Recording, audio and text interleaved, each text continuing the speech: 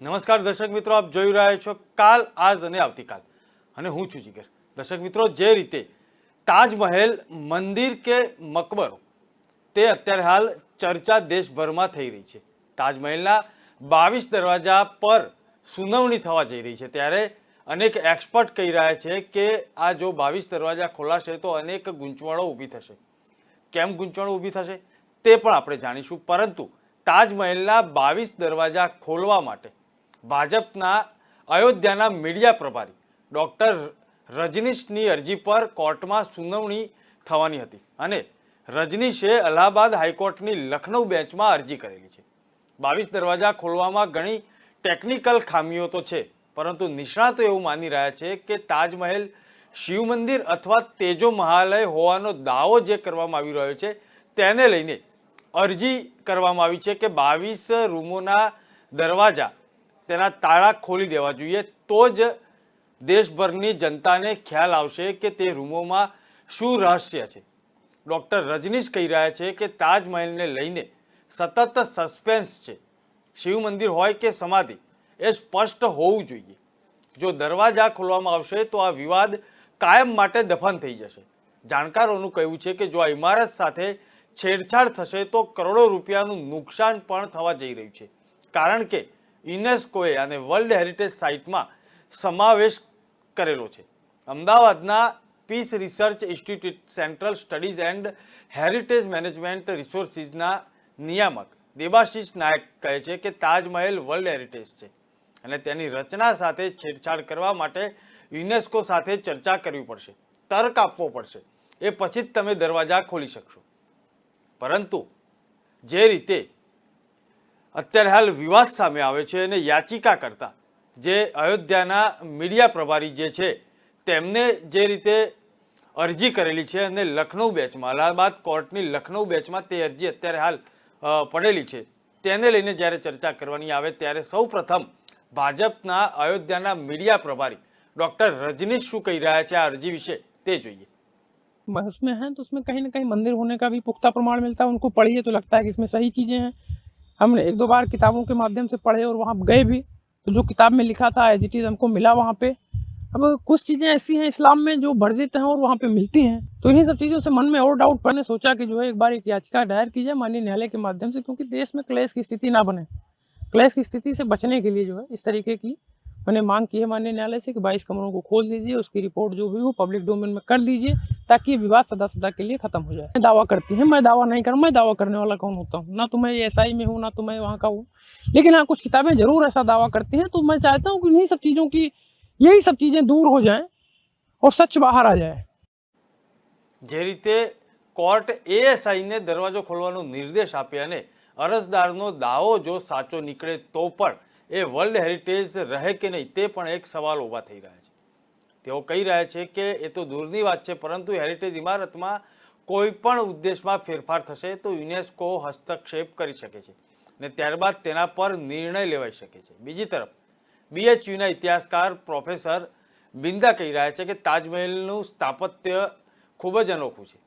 તમે જુઓ કે તમે તેના પર લખેલી કુરાનની આયાતોને જે દિશામાં જુઓ તે દેખાઈ રહ્યું છે। આનો અર્થ એ થયો કે તે સમયના કારીગરો અને નિષ્ણાતોએ માનવ દ્રષ્ટિ અને વૈજ્ઞાનિક વિશ્લેષણને સમજ્યા પછી જ છંદોને એવી રીતે લખ્યા છે કે જે દૂરથી અને દરેક ખૂણાથી દેખાઈ શકે છે। આવી સ્થિતિમાં જો દરવાજા ખોલવાનું નક્કી કરવામાં આવે તો સૌથી પહેલાં નિષ્ણાતોની ટીમ સાથે ખૂબ કાળજીથી કામ કરવું પડશે। તેઓ વધુમાં ઉમેરી રહ્યા છે કે કેટલાક સ્તરે ટીમો બનાવવાની પણ જરૂર પડશે। પ્રથમ આકાઈ શોધવા માટે અને બીજા ક્રમે આર્કિયોલોજીકલ સર્વે ઓફ ઇન્ડિયાની ટીમ અને એ પછી એવી ટીમ કે જે રસાયણશાસ્ત્રમાં જાણકાર હોય। જો કોઈ પણ માળખાને નુકસાન થવાની ભીતિ સેવાઈ રહી હોય અને તો તેની જાળવણી પણ કરવી પડશે। સેંકડો કરોડોના ભંડોળની જરૂર પડશે। તેથી જો તાજમહેલના દરવાજા ખોલવાનો નિર્ણય લેવામાં આવે તો સૌથી પહેલાં ફંડ ફાળવવું પડશે। એ નાનું ફંડ નહીં હોય। ભંડોળની અછતને કારણે ઘણા કામો અધવચ્ચેથી અટવાઈ જાય છે તેવું નિષ્ણાતો માની રહ્યા છે, પરંતુ ઇતિહાસકારોને જ ખબર નથી કે આ દરવાજા વર્ષોથી કેમ બંધ છે, તે પણ એક હકીકત છે। ત્યારે આ યાચિકા કરતા જે રજનીશ જે છે અયોધ્યા મીડિયાના પ્રભારી છે તેમનો જે દાવો છે ને તેમની જે અરજી છે તેના વિશે વધુ શું કહી રહ્યા છે તે જોઈએ। आने की तो कोई आवश्यकता है ही नहीं, उसे छुपाया क्यों जाए। जो चीज है हमारे समाज में उसे अगर हम प्रस्तुत कर देते हैं, न्यायपालिका उसका कोई निर्णय दे देती है, तो मुझे तो नहीं लगता इसमें कोई हानि होगी। हम कहें चाहे मैं कह रहा हूँ तेजो महल है, वो कह रहे हैं ताजमहल है, महल तो है ना, तो महल तो वो हम लोगों का ही है तो भारत में ना, तो हम तेजो महल या ताजमहल का निर्णय सुप्रीम कोर्ट कर दे, जो कोर्ट कर दे वही हम स्वीकार कर ले, उसमें तो कोई बुराई है नहीं। इससे पहले एक और था कि संत परमहंस जी आए थे, जी आए थे, उनको अंदर जाने की इजाजत नहीं दी गई थी। उस पर काफी विवाद रहा। उन्होंने कहा कि मेरा अपमान किया, भगवा का अपमान है। आप क्या कहते हैं? इस देश में हमारा संविधान हमें ये परमिशन देता है कि हमें कोई कहीं भी रोक नहीं सकता। हम अपने धर्म का पालन करने के लिए अगर ताजमहल में विदेशी लोग आके उसको देख सकते हैं तो भगवाधारी क्यों नहीं जा सकता। अगर ऐसा हुआ है, क्योंकि मेरी नज़र में पूरे, क्योंकि मैं कथाओं में व्यस्त था, ये पूरा मामला मेरे सामने है। जो आपने कहा कि आगरा का ताजमहल चर्चित है, चर्चित शायद इसी वजह से है कि उसको कुछ लोग तेजो महल कहते हैं, कुछ लोग ताजमहल कहते हैं। इन्हीं वजहों से वो ताजमहल चर्चा में आया है। तो मैं चाहता हूं, क्योंकि मैं भी 2019 से लगातार आरटीआई मांग रहा था कि ये क्या है इसका संबंध, क्योंकि ये शंकाएं समाधान हो ताकि सांप्रदायिक उन्माद इस देश में दोबारा से कोई न फैले। तो हमने इसीलिए जो है आरटीआई मांगी, तो उन्होंने बताया कि 22 कमरे ऐसे हैं जो सुरक्षा कारणों से बंद हैं। तो हमने कहा उन सुरक्षा कारणों का निवारण भी होना चाहिए, क्योंकि वो अंतर्राष्ट्रीय टूरिज्म प्लेस है, वहाँ देश विदेश के तमाम लोग आते हैं। ऐसा कौन सा सुरक्षा कारण है कि जिसमें लोग उसका निवारण नहीं किया है आपने, और उसके बाद भी टूरिज्म जारी है, उसका आप निवारण कर दीजिए। तो मैंने हाईकोर्ट में यही कहा है कि उन 22 कमरों को आप खोल दीजिए। एक बार जो भी सच्चाई है, जो भी मन में तमाम हिंदू पक्ष अलग, मुस्लिम के अलग मन में जो भ्रांतियां हैं वो दूर हो जाए। जहाँ तक मेरा वो है, मैंने ना तो ये क्लेम किया है कि तेजो महल है, ना मैंने ये क्लेम किया है कि ताजमहल है। मैं उस पर सवाल नहीं उठा रहा हूँ को है क्या, मैं उस किन वजहों से आशंकाएं पैदा हो रही हैं उस पर सवाल उठा रहा हूँ। इसलिए मुझे लगता है कि न्यायालय इस पर शीघ्र निर्णय करेगा। और अच्छा, मेरा मेन माल यही है कि उसमें जो 22 कमरे हैं बंद हैं, सुरक्षा कारणों से बंद हैं, किसके आदेश से बंद हैं ये एसआई को भी नहीं पता है, पर्यटन विभाग को भी नहीं पता है, मिनिस्ट्री ऑफ कल्चर को भी नहीं पता है, किसी को नहीं पता है, सेंट्रल में भी स्टेट में भी। तो हमने कहा कि ये चीजें आनी चाहिए प्रकाश में कि किसकी वजहों से ऐसा बंद है, अगर है तो उसको खत्म कर दीजिए। अयोध्या भाजपना मीडिया प्रभारी डॉक्टर रजनीश सिंह कही रहा है कि मारे मात्र शंकाનું સમાધાન જોઈએ છે, સાચું શું છે તે બહાર આવશે અને જો એ 22 દરવાજા ખુલશે તો જ ખબર પડશે કે મકબરો છે કે મંદિર છે। હું અત્યારે કોઈ દાવા કરતો નથી, પરંતુ એ પણ સ્પષ્ટ કર્યું કે તેમની અરજીને પાર્ટી સાથે કોઈ લેવા દેવા નથી, આ તેમની અંગત અરજી છે। હવે જ્યારે એક વિવાદ સામે આવે છે ત્યારે મકબરો છે કે મંદિર છે તે હવે કોર્ટ દ્વારા અથવા તો આ 22 દરવાજાઓ રૂમો ના ખુલે તો જ બહાર આવી શકે છે। અરજીમાં તાજમહેલની ઓળખ પર 5 ગંભીર આરોપો પણ લગાવવામાં આવ્યા છે। શું છે આરોપો તેની ચર્ચા કરીએ તો આરોપ નંબર 1 ની વાત કરીએ તો અરજીમાં ઉલ્લેખ કરવામાં આવે છે કે ઘણા પુસ્તકોમાં ઉલ્લેખ છે કે 1212 એડીમાં રાજા પરમદી દેવે તેજો મહાલયનું નિર્માણ કરાવ્યું હતું, જે પાછળથી જયપુરના રાજા માનસિંહને વારસામાં મળ્યું હતું। બાદમાં એ રાજા જયસિંહ દ્વારા પ્રાપ્ત થયું હતું, પરંતુ બાદમાં શાહજહાંએ તેજો મહાલયને તોડીને એક સમાધિ બનાવી હતી। આ એક પ્રથમ જે આરોપ છે તેની વાત થઈ, પરંતુ ઇતિહાસકારોના આ બાબતે શું વિચારો છે તે પણ જાણવું જરૂરી છે। આવો જોઈએ ઇતિહાસકાર શું કહી રહ્યા છે। मुग़ल पीरियड की जो हिस्ट्री मैंने देखी है उसमें 2 जगहों पर तो इसका ये जिक्र मिलता है। एक तो यही मुमताज़ महल के सिलसिले में कि जब उसका इंतकाल हुआ तो बुरहानपुर में उसकी लाश को जो है महफूज रखा गया, और फिर उसके बाद जब ताजमहल बन गया और उसमें उसके दफन की तैयारी सब मुकम्मल हो गई तो उसकी लाश को वहाँ मुंतकिल किया। जहाँ तक मेरा अध्ययन है और मैंने इतिहास की पुस्तकें पढ़ी हैं, उनके आधार पर मुझको नहीं जानकारी कि ताजमहल के नीचे कितने कमरे हैं या उनका क्या नाप है। ताजमहल में 22 तो कमरे नहीं है, कमरे बहुत हैं ताज के अंदर। अगर हम 4 कोर्ट से शुरू करें तो 4 कोर्ट से और अंदर तक बहुत ही कमरे हैं जिनका गिनना नामुमकिन है। रही बात इसकी कि जो कुछ लोग कहते हैं सोशल मीडिया पे जिस तरह से चल रहा है कि 22 कमरे हैं नीचे और उन्हें बंद कर दिया गया है, तो वो बिल्कुल नए सिरे से पूरी तरह खारिज है। उसकी वजह यह है जो नीचे जाने का रास्ता है उसकी लोगों को जानकारी ही नहीं है वो कब का है। ये रास्ता किसी समय शाहजहां जब जिंदा थे वो इसका प्रयोग किया करते थे। किले से जब वो आते थे तो यमुना के किनारे उससे आया करते थे नाव से, और नाव से आने के बाद वहीं से यमुना के किनारे चढ़ जाते थे और सीधे ऊपर आ जाते थे। तो ऊपर के रास्ते को देख के लोगों ने ये कहना शुरू कर दिया इसके नीचे बारादरी है और नीचे रास्ता है, जबकि ऐसा कुछ नहीं है। आज भी अगर आप देखना चाहें यमुना के पीछे आप जाएंगे तो उस रास्ते के ऊपर ईंटें लगा के उस रास्तों को बंद कर दिया गया है। तो वो साफ जाहिर है कि ऊपर जो सिड्डी निकलती है वो उस रास्ते के लिए है। वहाँ पर कोई ऐसा 22 कमरों का कोई सेटअप नहीं है जो कि बंद हो, और कुछ ऐसे सेल्स हैं प्लिंथ में जो बंद पड़े हैं और उसको कभी भी देखा जा सकता है, और उसके ड्राइंग्स बने हुए हैं, उसके फोटोग्राफ्स अवेलेबल हैं हमारे आर्काइव्स में। सेल्स जैसे हैं जो अपने में वो सपोर्ट सिस्टम के जैसे दिए गए हैं और वो रेगुलर इंटरवल्स पर हैं, उनको क्लोज करके साफ सफाई सिक्योरिटी के पॉइंट ऑफ व्यू से બંધ રખા।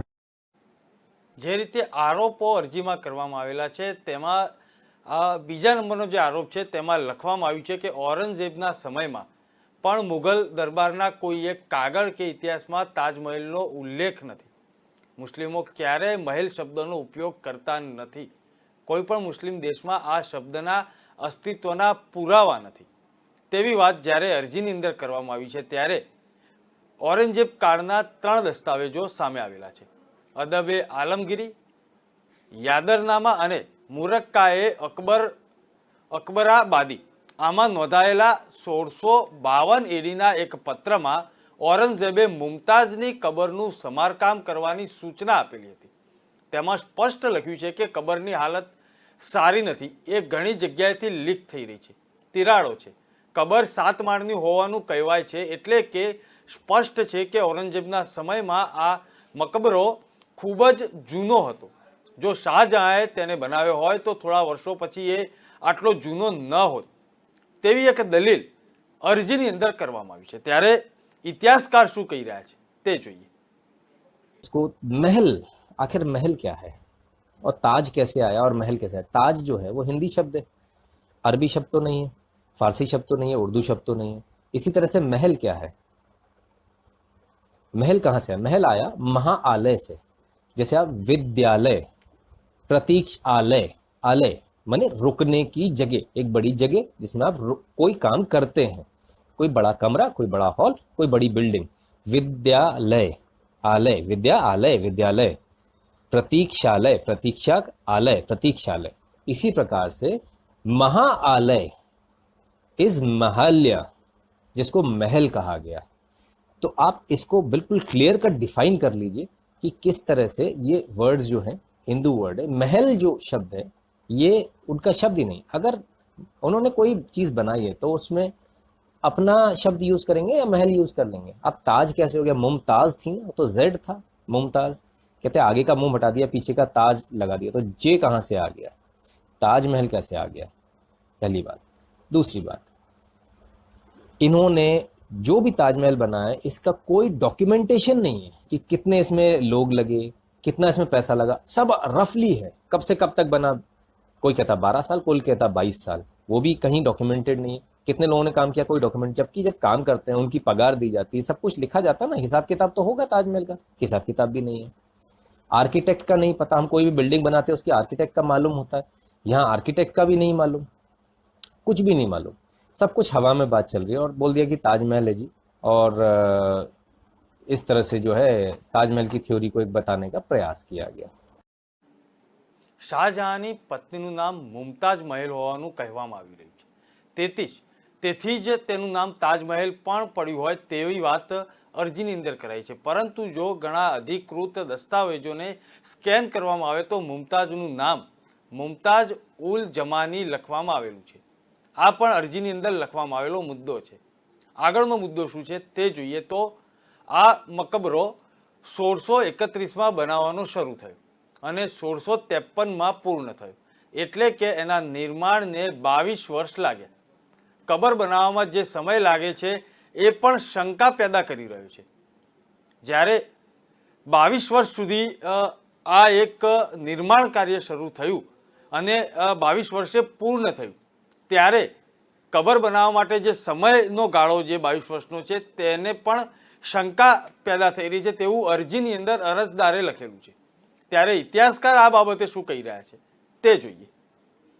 हिंदुओं को तो अपनी मर्जी से ही होते हैं। राम मंदिर का भी फैसला आया था, उसको भी मस्जिद बता रहे थे क्या फैसला है, राम मंदिर के फैसला है। ये तो हम कई दिनों से, ये तेजो महल है जिसको तोड़वा के यहाँ पे जो हमारे जो याचिका डली है ना, वो इसी आधार पर डली है। अगर ये खुल गया एक कमरा तो सारी सच्चाई आ जाएगी। हम वो मांग करते वो सुप्रीम कोर्ट के आदेश थे या सरकार के आदेश थे, किसी से भी वो कोटा खुल जाए, उसके बाद दूध का दूध पानी का। मंदिर के लिए भी कहाँ मान रहे थे, राम मंदिर मान रहे थे।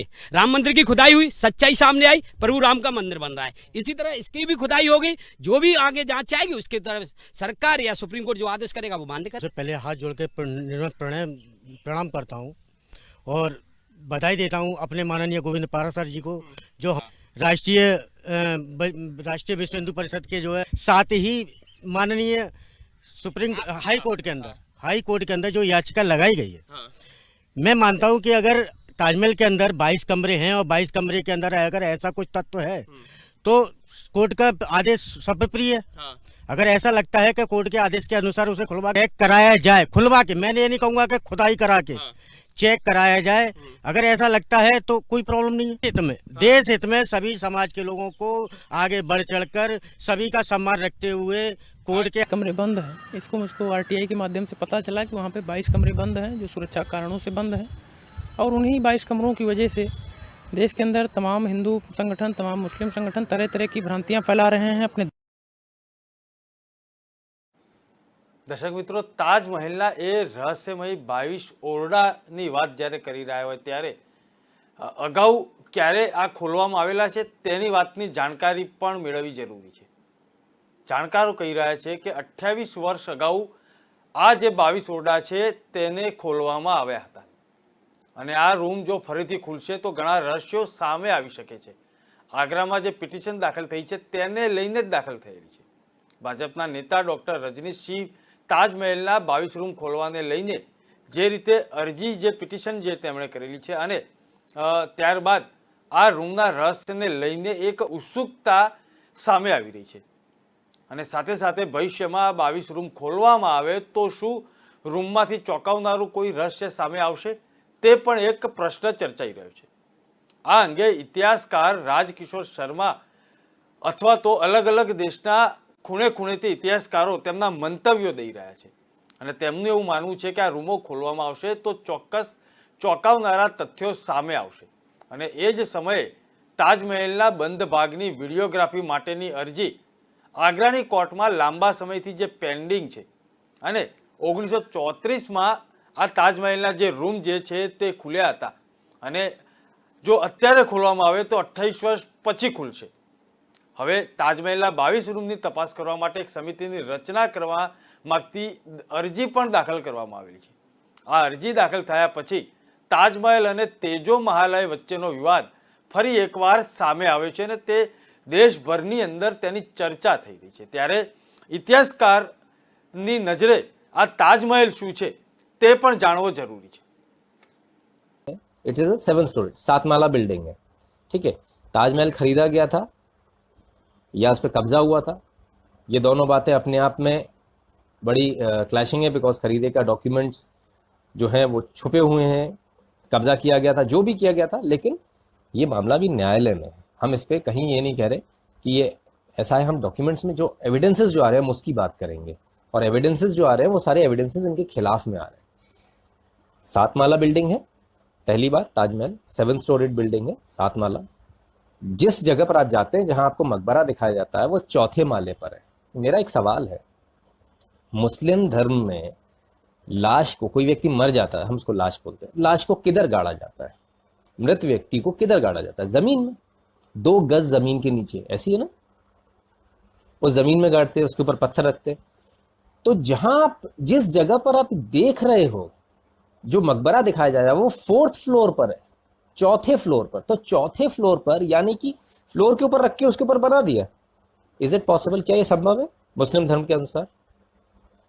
पहली बात, ये संभव नहीं है, क्योंकि उनको जमीन के अंदर होना चाहिए, ना कि 4थे फ्लोर पर एक फ्लोर बना हुआ है, एक स्लैब डला हुआ, स्लैब के ऊपर आपने लाश को रख दिया और उसके ऊपर मकबरा बना दिया। क्या ये संभव है? ये संभव नहीं है साहब, ये इस्लाम में भी संभव नहीं, धर्म उसकी इजाजत नहीं देता।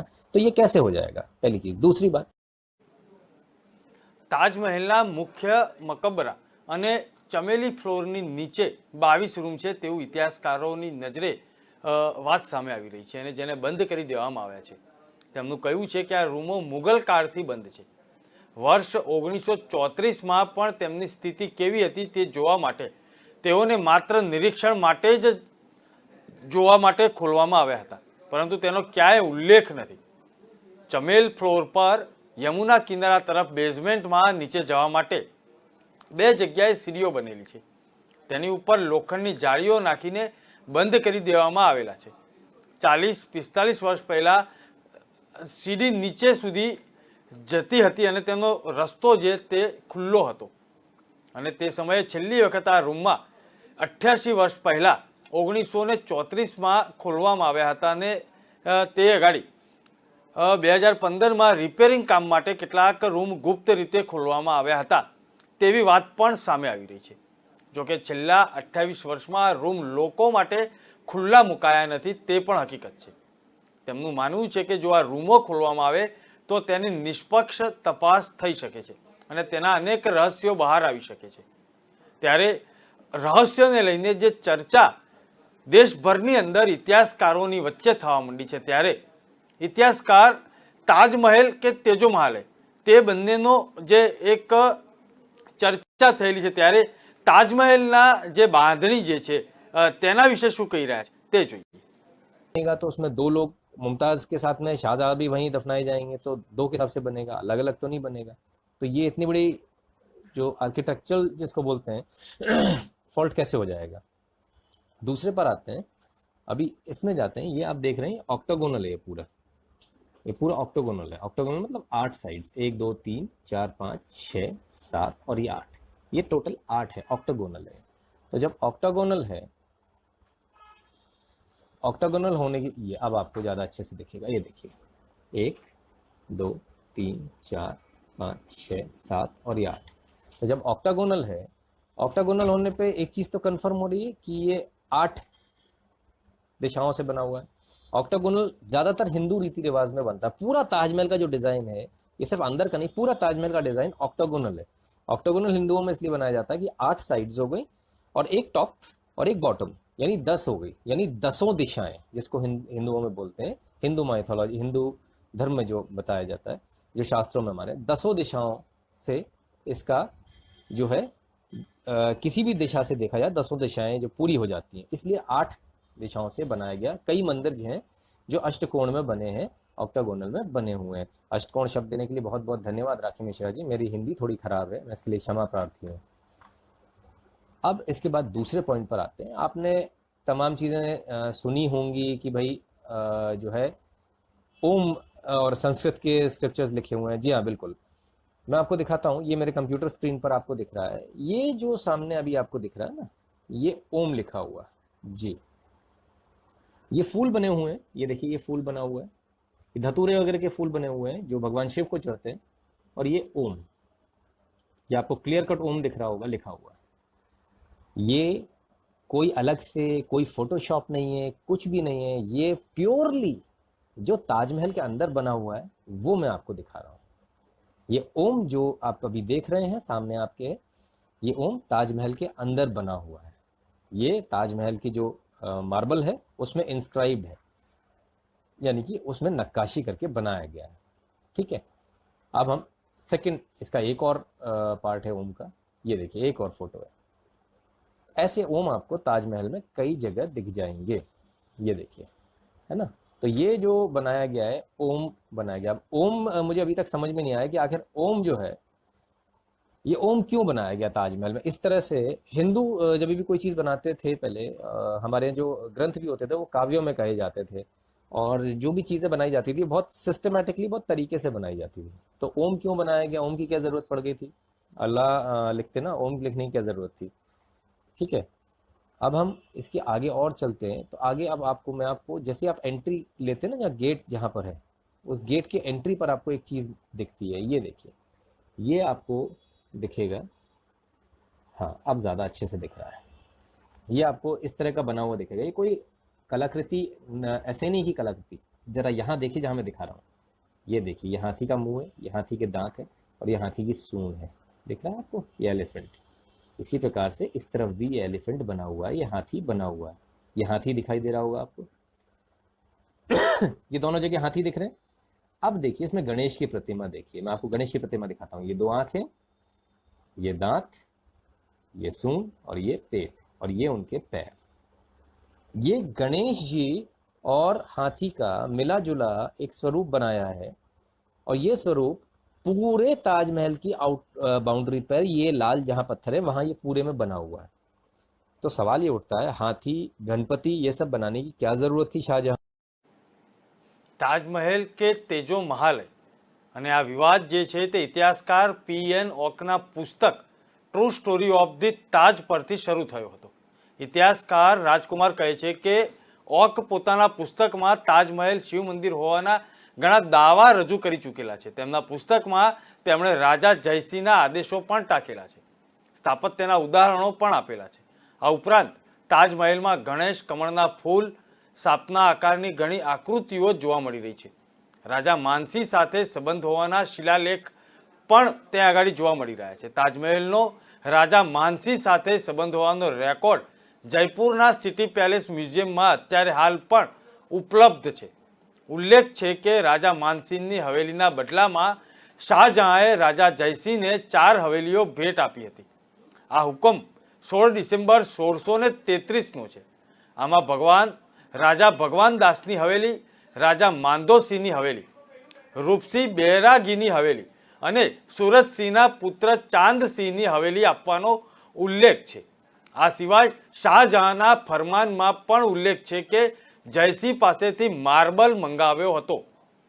જેટલા માર્બલ મંગાવવામાં આવ્યા હતા તેટલા તાજમહેલનું निर्माण થઈ શક્યું નથી તેવો પણ ઉલ્લેખ ઇતિહાસકાર તેમના આ વિવાદાસ્પદ જે તાજમહેલનું જે એક સ્ટોરી તેમણે એક લખેલી છે P N Oak true story of the Taj, તે પુસ્તકમાં પણ આ બધી જ વાતનો ઉલ્લેખ છે અને મ્યુઝિયમમાં પણ આ વાતનો ઉલ્લેખ કરવામાં આવેલો છે। ત્યારે ઇતિહાસકાર વધુ શું માહિતી આપી રહ્યા છે તે જોઈએ।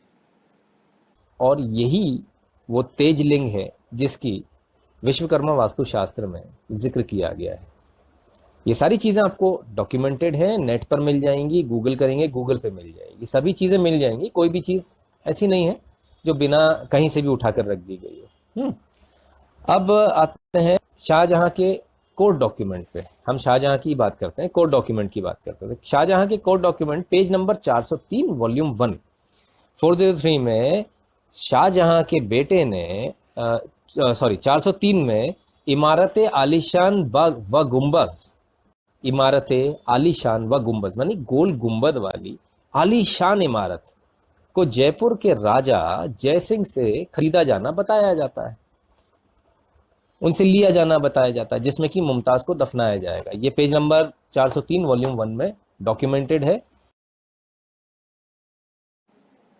તાજમહેલ કે તેજો મહાલય તે વિવાદ અત્યારે હાલ તો ચર્ચાના એરણે છે, કારણ કે જે રીતે અયોધ્યાના મીડિયા પ્રભારી, ભાજપના મીડિયા પ્રભારી ડૉક્ટર રજનીશસિંહે તાજમહેલના 22 રૂમ ખોલવાને લઈને જે અલ્હાબાદમાં હાઈકોર્ટમાં અરજી કરેલી છે લખનઉ બેચમાં, અને ત્યાર પછી દેશભરમાં ચર્ચા થવા માંડી છે કે તાજમહેલ કે તેજો મહાલય એ તો આવનારા સમયમાં નામદાર કોર્ટ તે અરજીને આધારે શું નિર્ણય આપે છે તે જોઈશું। પરંતુ અત્યારે હાલ જે ઇતિહાસની અંદર ઇતિહાસકારોએ શું કહ્યું અને ઇતિહાસમાં દબાયેલી જે શું વસ્તુ છે તેની પણ ચર્ચા કરી, અને સાથે સાથે દર્શક મિત્રો આવનારા સમયમાં રસપ્રદ માહિતીઓ, ચોંકાવનારી માહિતીઓ પણ બહાર આવી શકે છે તેવું જાણકારો કહી રહ્યા છે। કારણ કે આ રૂમો ખોલવામાં આવશે તો કોઈ રહસ્ય સામે આવશે કે નહીં તે પણ એક સવાલ છે। ત્યારે અમારા વિશેષ કાર્યક્રમ કાલ, આજ અને આવતીકાલમાં અત્યારે બસ આટલું જ।